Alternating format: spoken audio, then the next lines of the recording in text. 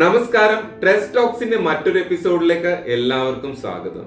Health ഇൻഷുറൻസിൽ EMI ഫെസിലിറ്റിയെ കുറിച്ച് അറിയാൻ ധാരാളം അന്വേഷണങ്ങൾ വരാറുണ്ട്.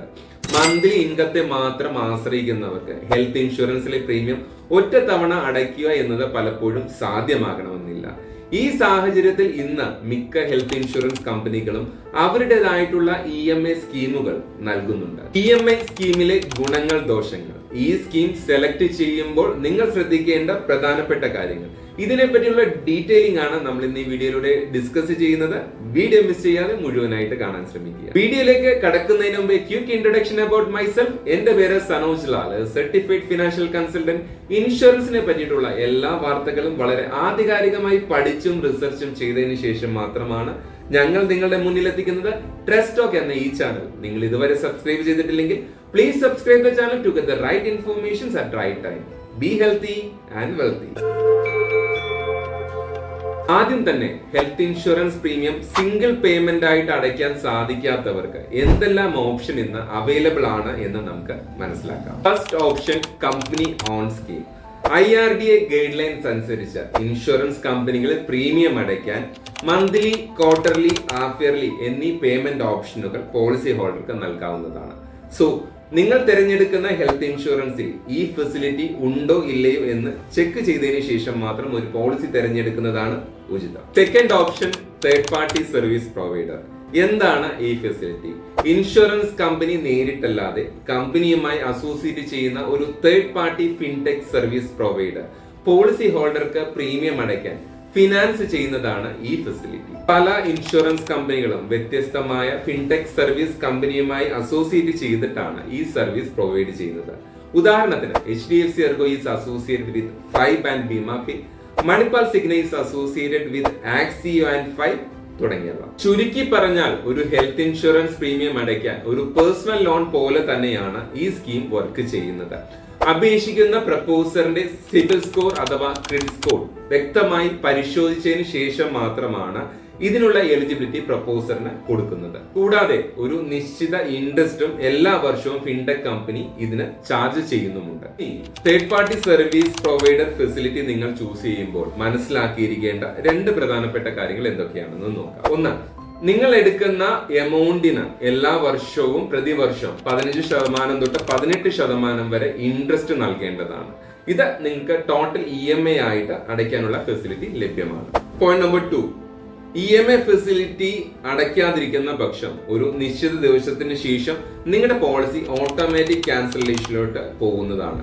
എത്ര വർഷം സീനിയോറിറ്റി ഉള്ള പോളിസി ആണെങ്കിൽ പോലും ഈ പോളിസി പിന്നീട് റിവൈവ് ചെയ്തെടുക്കാനുള്ള സാധ്യത, ഇൻഷുറൻസ് കമ്പനി റിവൈവ് ചെയ്യാനുള്ള ചാൻസ് വളരെ കുറവാണ്. അതുകൊണ്ട് third party service provider facility choose ചെയ്യുമ്പോൾ വളരെ ശ്രദ്ധിച്ച് മാത്രം തിരഞ്ഞെടുക്കുക. അടുത്തതായി, ഒരു ഇൻഷുറൻസ് കമ്പനി പ്രൊവൈഡ് ചെയ്യുന്ന പേയ്മെന്റ് ഫെസിലിറ്റിയും ഒരു third party service provider provide ചെയ്യുന്ന EMI ഫെസിലിറ്റിയും തമ്മിലുള്ള മെയിൻ ഡിഫറൻസ് ഒരു കമ്പാരിസൺ വീഡിയോയിലൂടെ നമുക്ക് മനസ്സിലാക്കാം. ഫസ്റ്റ് പോയിന്റ്, സർവീസ് പ്രൊവൈഡർ ആണ്. ഇൻഷുറൻസ് കമ്പനി നൽകുന്ന ഫെസിലിറ്റിയിൽ സർവീസ് പ്രൊവൈഡ് ചെയ്യുന്നത്, പേയ്മെന്റ് ഫെസിലിറ്റി പ്രൊവൈഡ് ചെയ്യുന്ന ഇൻഷുറൻസ് കമ്പനി തന്നെയാണ്. തേർഡ് പാർട്ടി പ്രൊവൈഡർ ആണെങ്കിൽ അത് ഫിൻടെക് കമ്പനിയാണ്. ഇൻഷുറൻസ് കമ്പനിയുമായി അസോസിയേറ്റ് ചെയ്യുന്ന ഫിൻടെക് കമ്പനിയാണ് ഈ ഫെസിലിറ്റി പ്രൊവൈഡ് ചെയ്യുന്നത്.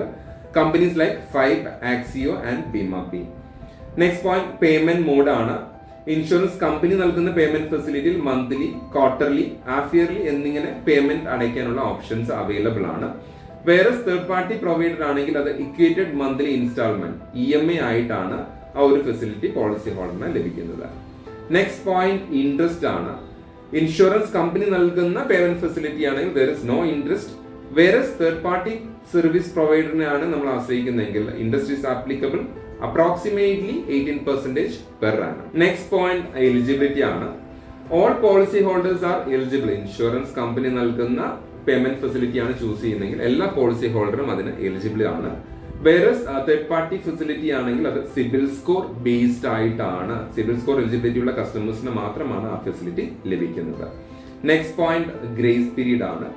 IRDA ഗൈഡ് ലൈൻസ് അനുസരിച്ചിട്ടുള്ള ഗ്രേസ് പീരീഡ് മന്ത്ലി, ക്വാർട്ടർലി ഓപ്ഷൻസിന് 15 ഡേയ്സ് ഗ്രേസ് പീരീഡ് കസ്റ്റമേഴ്സിന് ലഭിക്കുന്നതാണ്.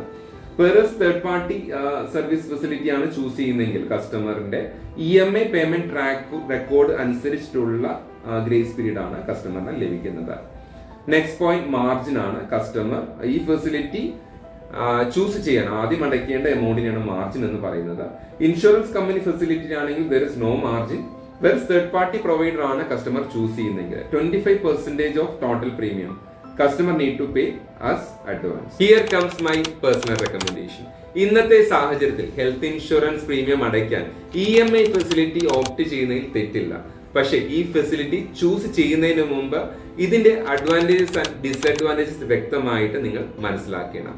ഈ സ്കീമിന്റെ അഡ്വാൻറ്റേജസ് മെയിൻ ആയിട്ട് എനിക്ക് പറയാനുള്ളത് the coverage will start instantly. ഈ സ്കീമിന്റെ മെയിൻ ഡിസ്അഡ്വാൻറ്റേജസ് ആയിട്ട് എനിക്ക് തോന്നിയിട്ടുള്ളത് ഫസ്റ്റ് വൺ, ഇതിന്റെ ഇൻട്രസ്റ്റ് റേറ്റ് ആണ്. കസ്റ്റമേഴ്സിന് 18% വരെ പെർ ആനം ഇൻട്രസ്റ്റ് കൊടുക്കാനായിട്ട് ഇതിൽ ബാധ്യതയുണ്ട്. 2, ഹയർ ലാപ്സേഷൻ ആണ്. ഇങ്ങനെയുള്ള പോളിസികൾ മന്ത്ലി ആയിട്ട് പ്രീമിയം അടയ്ക്കുന്നത് കൊണ്ട് there are chances of higher lapsations.